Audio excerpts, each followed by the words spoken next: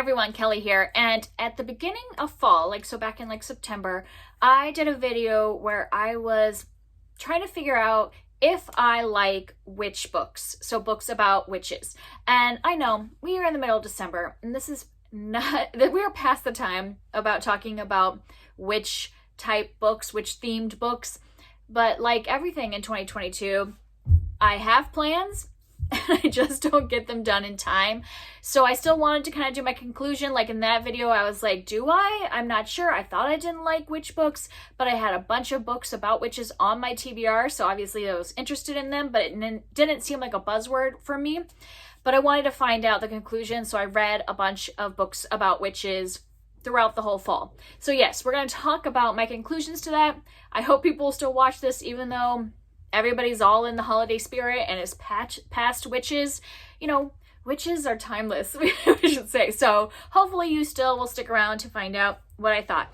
So I ended up reading quite a few books involving witches. I think I have them all here. So I have 9 books. And one of them was like part of a series. So I actually read like 4 in that series. But yeah, like 9 different things about witches. And there was actually a couple more books that I read that had witches in them, but they weren't on my original TBR, because I think everything here, except for one thing, was on that TBR that I had posted back in September. And the 2 that I'm not including here just didn't seem to add to the conversation. So what I did in that video was I kind of split it up by kind of genre and types of books, because there's a lot of different types of books about witches. Like a book that's like fantasy about witches is going to be a lot different than a book that's like historical fiction and is about like real life witch hunts, but it's fictional, you know, it's a fictionalization of that. But like if we're talking about the Salem witch trials specifically and reading something fictional around that theme, it's going to be a lot different than a fantasy that it has witches in it and has magic in it. Like those are going to be 2 very different things. So I want to kind of split this up by genre and see, well, maybe I like this genre of books about witches, but I don't like this other one. So I did read some things in each of these kind of categories, and I'm not going to talk about my star ratings, because star ratings can depend on a lot of things. Like I might like the witch aspect of that book, but maybe I didn't like the way the author paced the book or the way they ended it or something. There could be other things that have nothing to do with the witches that made me not like a book. So I want to look at these specifically about what did I like about the inclusion of witches and what did I not like. So I know in the future what kind of witch book should I be looking for recommendations on and that I should pick up in the future. So first, let's talk about just plain fantasy. Like these are taking place in completely different worlds. They're not in ours. So they're just fantasy that involve witches. And so first, the series that I read was Witch Hat Atelier, and this is a manga series, and I read the first 4 volumes. This is volume 5, which I'm going to be reading soon. And this one, loved it. This is definitely like a really great series that I am really enjoying. With each volume, I'm liking it more and more. And what I'm liking about this one is that they're actually performing spells. And so I like in my fantasy, and that's the same thing. I also read Cinders and Sparrows, and this one was also it's a middle grade fantasy, and there is magic performed on page. And so that's what I found I like about these fantasy books, where it's not just like the main focus is on learning how to be a witch, learning how to use spells, learning how to use your magic and all that stuff, and like building a world. Like this one, especially building a world. This one, it's not like our real world, but it feels like, she's living in a real world. So it's not necessarily a magical world that she's entering, but it's still like a real focus on building your witchcraft and learning that you can be a witch or whatever. Those kind of things is what I found. I do really like that about these 2 books, because this one I rated a lot lower than this series, but what I liked about it was that they're really just performing magic on the page and they're learning about magic. So those I really liked, and I will continue to pick up books like this. So some examples of some things that I want to pick up, I want to pick up, and I don't know for sure that these will fit in this category because obviously I haven't read them yet, but I'm hoping from the description. So like the Akata Witch series, from what I know of it, it sounds like this is about a girl that finds out she's a witch, or maybe she's just learning about her witch powers and is going to a witch school or like a magic school. So this one is definitely now higher up on my TBR because I know I want the magic learning experience. That sounds really amazing. And I'm trying to think if there's any other ones like that. That's the only one. I also have, this one is not necessarily fantasy, I think it's more contemporary, but I have the Love Sugar Magic series, which is middle grade, and I think this is also about a young Bruja learning about how to perform her magic. So those kind of books I'm still interested in and want to like focus on those kind of fantasy books that we're learning about magic and it's on page and that's the focus. And then the next category I have is like contemporary or family drama. So it's taking place in our real world, but just happens to have like a little bit of magical element or somebody that can perform magic or whatever. And for this, I read 3 different books. One is a cozy mystery, so it's still contemporary, but it's a little, subgenre of that. And then 2 books that are very similar in kind of like their genre and the fact that they're like family drama with witches in it. So we have Practical Magic, The Orphan Witch, and Bait and Witch. And first of all, let's talk about the cozy mystery. I decided I don't like cozy mysteries. So even though I loved the parts of this book that had actual like the main character using her powers or learning about her powers, like she doesn't really know how to control them or anything like that. But when she does use it and her powers like connect to the books in this library, loved it. So I loved that aspect of it, but I did not like that it was a cozy mystery. Cozy mysteries are just not my genre. So if anybody knows of a book that's not a cozy mystery, but that has a witch that uses her powers in connection with books or a library, let me know, because that element of it was the only part I liked, but I didn't like the cozy mystery. So we know cozy mystery genre, even if it involves witches, not for me. So then we're talking about like more like contemporaries where they're using magic. This one did not have enough magic in it. Like, even though it's called Practical Magic and all of this multi-generational family are supposed to be able to perform magic, there's like barely any magic. The focus on this is more the family interactions, the sister relationships, the family relationships, falling in love, mother-daughter relationships. There's not a focus on magic at all, so I really didn't connect with this or like it.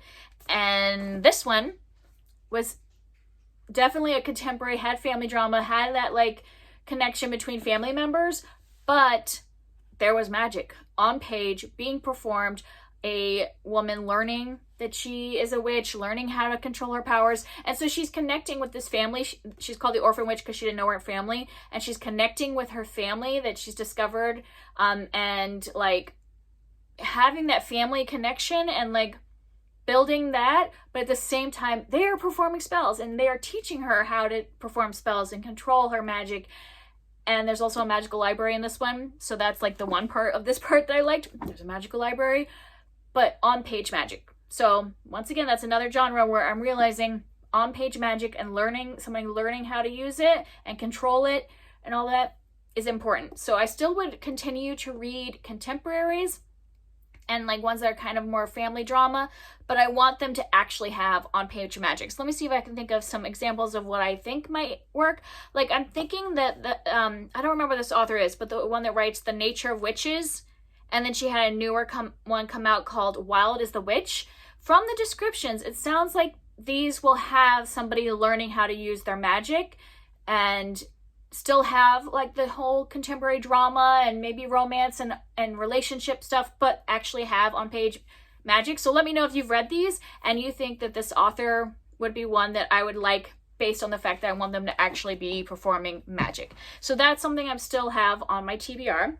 And then the next category I read was historical, which I'm missing a book, but I'll just tell you what the third book is that I read in this category. So in this category, I read The Mercies, which is about, this is based off of, all of these were based off of real events. This one takes place in Norway in the 1600s, where there was like a real witch hunt in this very small Norwegian town where a lot of the men had died and the women are taking over kind of the care of the town. And because they're like stepping up into new positions of power, people think they're witches.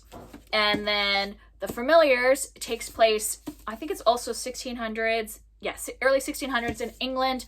It's another one where women are using, like, they've, what is that called? When they're midwives. They're like midwives and other, medicine women. And then because they're like doing this stuff, they're being accused of witchcraft, even though like that's the way, before doctors, that's the way people perform medicine.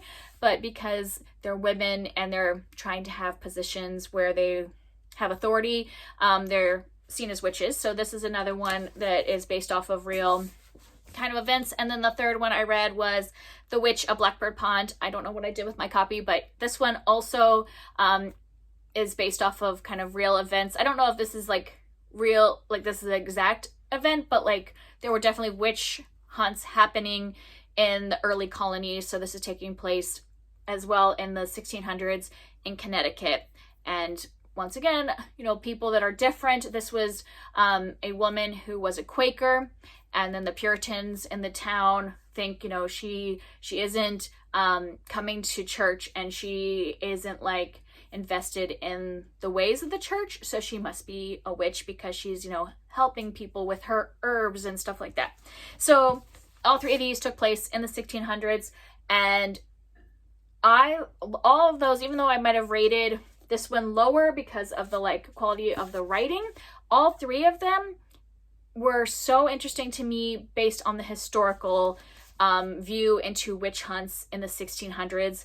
I definitely would read more books about either this time period or other time periods when there has been witch hunts. I know 1600s was like the big like time when, there was a switch in the way medicine was done, and then there was also like women trying to like have more places of authority, and men like kind of like there's a whole history of that, like men wanting to like keep that from happening, and so accusing those women of being witches.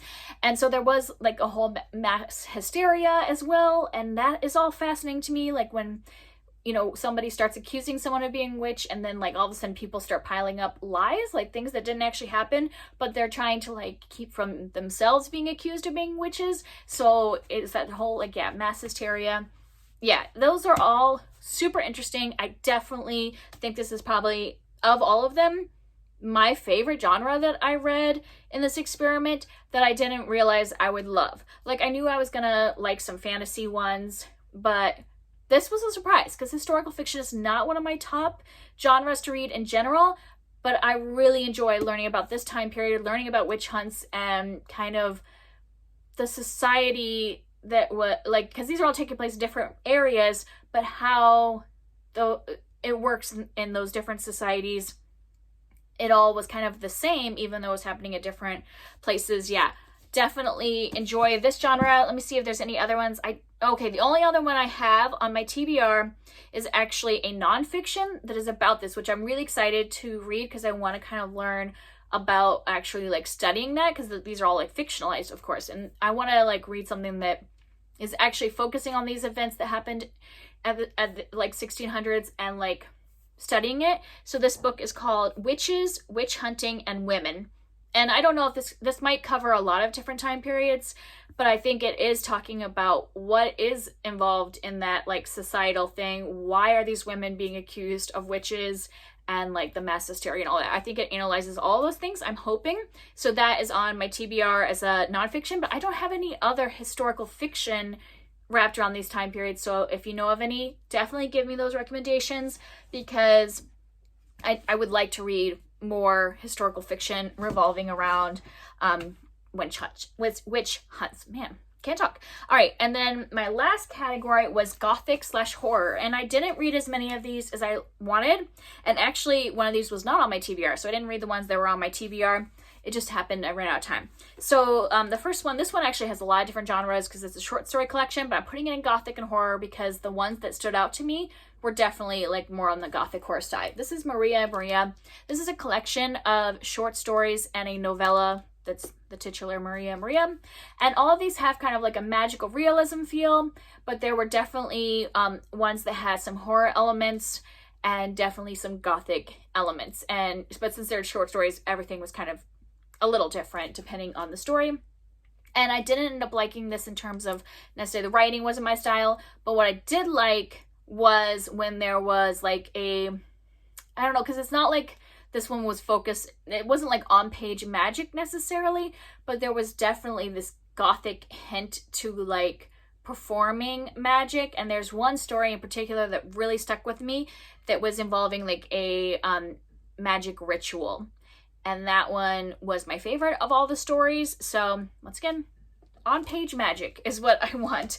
And then the last one was The Hacienda, and this one is historical, but it's historical gothic, you know, paranormal, supernatural, you know, type of thing, with a witch, which I didn't even know that going into this. This was not on my TBR for this project, but when I started reading it, I'm like, oh, one of the main characters is a witch and it's performing on-page magic.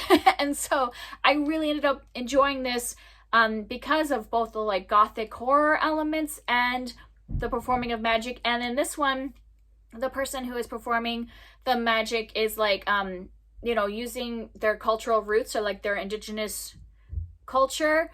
And then it's like in like a colonization type setting. So the colonizers would obviously, it was during, you know, like where people that would have been using their indigenous magic would have been like arrested or exiled or possibly killed by the colonizers.